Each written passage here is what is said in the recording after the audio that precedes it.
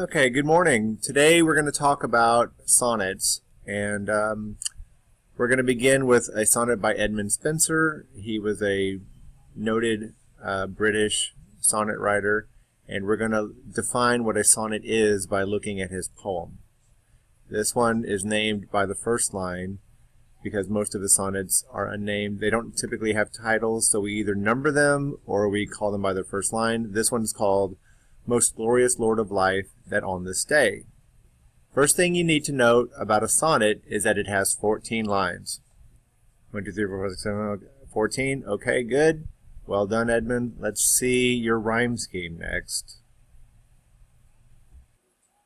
The rhyme scheme is A, B, A, B, B, C, B, C, C, D, C, D, E, E, which is a very reciprocal rhyme scheme because we're using B 4 times, we're using C 4 times. So that can be difficult if you're trying to write your own sonnet, but Spenser was a real master of this.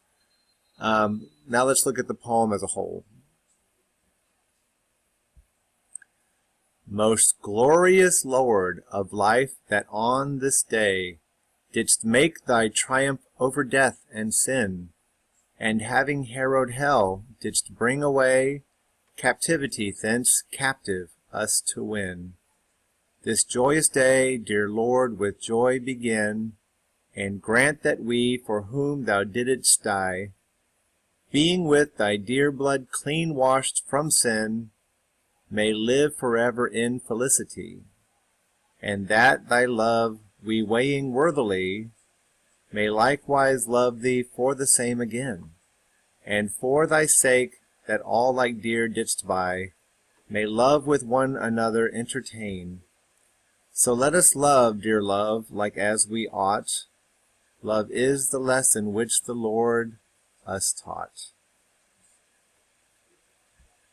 Now, I don't know if you heard it or not, but there's definitely a pattern to the sounds and the stresses of each line that we call iambic pentameter. That means iamb means that it's an unstressed syllable followed by a stressed syllable, like most glorious Lord of life, that on this day, where every other syllable is stressed, and pentameter, which means that there are 5. So iambic pentameter means there are 5 iambs per line. Most glorious Lord of life, that on this day didst make thy triumph over death and sin, and having harrowed hell, didst bring away captivity thence captive us to win. Can you hear it? It takes a little bit of getting used to. It takes some practice, but, you know, with practice and with experience, you get better and better at it. Okay. Another thing you may have noticed is that the poem is divided into 3 quatrains. That's 4 lines, 4 lines, 4 lines, and then ends with a couplet. The last 2 lines rhyme. You should also notice that there is a shift in meaning before the last 2 lines. We have a poem about how Jesus Christ loved us so much that he died for our sins and erased sin and showed us the ultimate love. Then at the end, he shifts. So let us love, dear love, like as we ought. Love is the lesson which the Lord us taught. He's now speaking specifically to a person who he is encouraging to love. We don't know if this is romantic love, or given the context of the poem, hopefully it is a like agape, Lord godly kind of love, hopefully. And he's not just trying to seduce another woman like he does in all his other sonnets.